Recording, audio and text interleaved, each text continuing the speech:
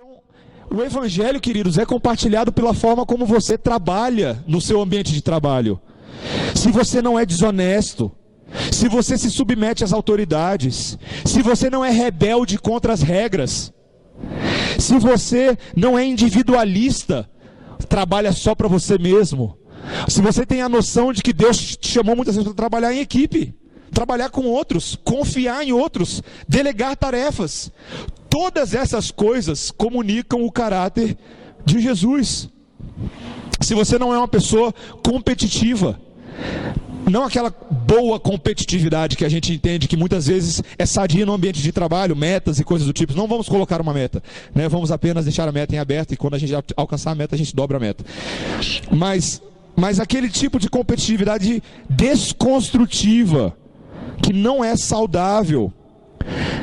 Você não dá bom testemunho no seu trabalho de Cristo quando você é um boca suja, ou quando você só reclama, quando você é ingrato e insatisfeito com o trabalho que é uma dádiva de Deus na sua vida, porque você podia estar caindo, morto de fome, roubando, matando. Não é o que eles falam no ônibus quando eles entram para vender melzinho para você? Mas você ganha R$1.000 por mês, R$500 por mês, 1.500, 2.000, 2.500, 3.000, o que for, como dádiva de Deus para você ter o pão nosso de cada dia sobre a sua mesa. Não seja ingrato, não seja insatisfeito. Tenha um coração voltado para Deus. Lembre-se que a forma como você trabalha é evangelística. Primeira coisa, você evangeliza como você trabalha, mas você também evangeliza, segunda coisa, essas são as duas coisas, tá? Você evangeliza pela forma como você trabalha, mas você também evangeliza pela forma como você testemunha com palavras sobre Cristo. E essa é uma das grandes perguntas que nós temos. Como fazer isso? Uma das coisas que eu estava lendo no livro do Kuyper, que ele fala, é muito interessante. Às vezes a gente esquece que trabalho foi feito para você trabalhar. Por que eu estou falando isso? Porque você vai ouvir por aí, talvez você já tenha falado isso, conversando com irmãos, o seguinte: o meu trabalho é meu campo missionário. Você já ouviu isso antes? E aí a gente pensa da seguinte forma: o meu trabalho é o espaço que tudo que eu faço lá é não trabalhar, é falar de Jesus. Eu sou um missionário infiltrado no meu trabalho, um agente secreto. Missão impossível é comigo no meu trabalho, né? E aí, em vez de trabalhar, eu substituo o trabalho por botar CD da Aline Barros para o pessoal ficar ouvindo. Não para tudo que você está fazendo aí agora, ouve esse CD, né? Aí você levanta a mão e canta, né? Trabalho foi feito para você trabalhar, viu, meu irmão? Deus te deu o trabalho para você evangelizar com o seu trabalho também. Mas isso não significa que você não deva aproveitar o seu trabalho sim como seu campo missionário. Na verdade, você é chamado por Deus para isso. Para em todas as áreas da sua vida, quer seja o trabalho, a sua família, a sua escola, você dá razão da sua fé a qualquer um daqueles que pedir. E eu quero falar uma coisa para vocês aqui agora, para que você nunca mais esqueça disso.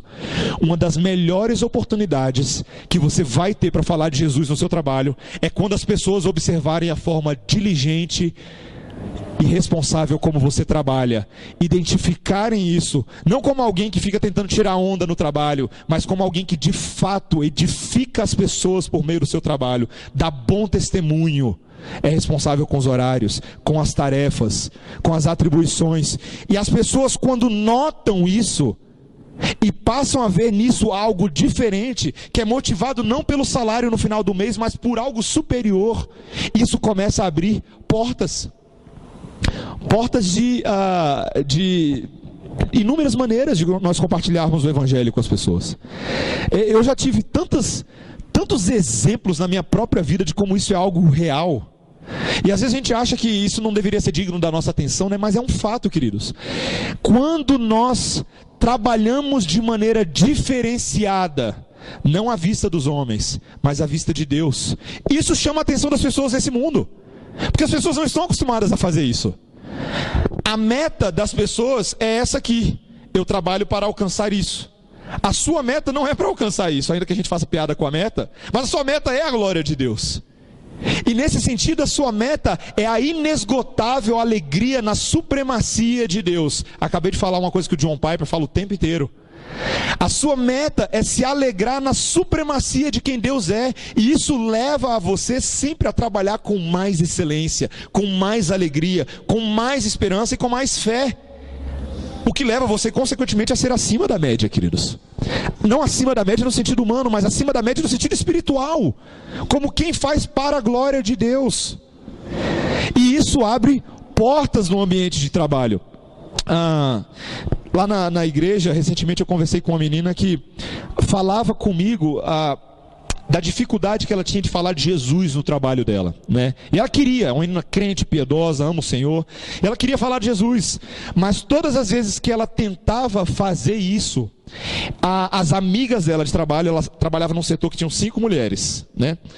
Já viu? Aí, só que ela era a única crente, e essas 4 não somente não eram crentes, mas eram mulheres com perfil de novela. Sabe quando eu falo perfil de novela? É aquele assim, são difíceis mesmo, sabe? Fofoqueiras, competitivas, difíceis de se ganhar a confiança delas, extremamente intolerantes com o crente. E ela queria poder abençoar essas meninas, né?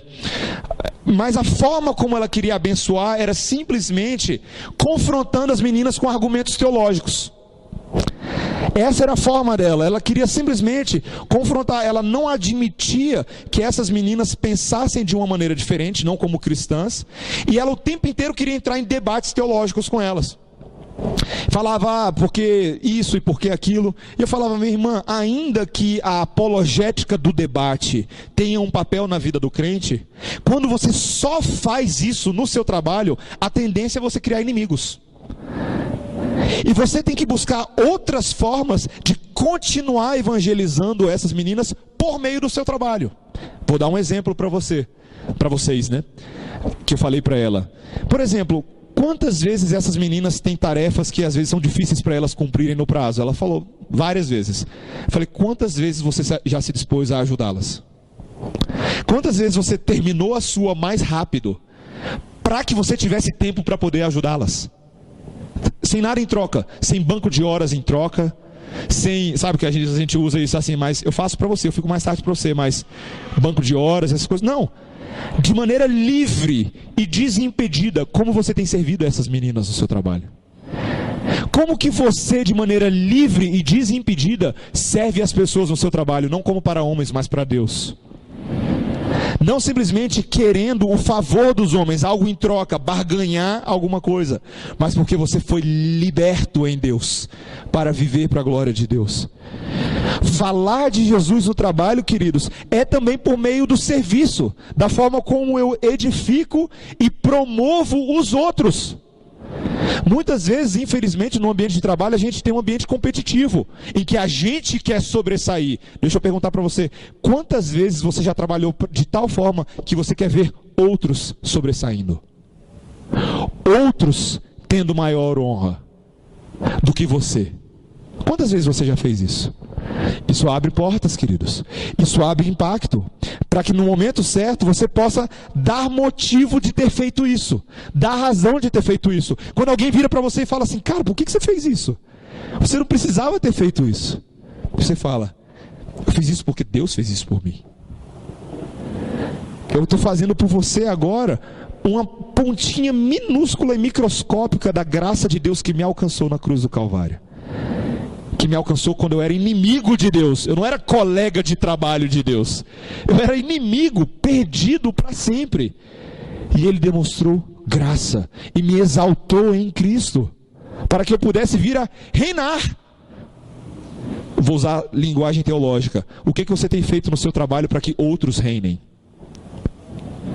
Para que outros recebam honra? Lembre-se que Cristo recebeu honra lavando os pés dos discípulos. Isso fazia parte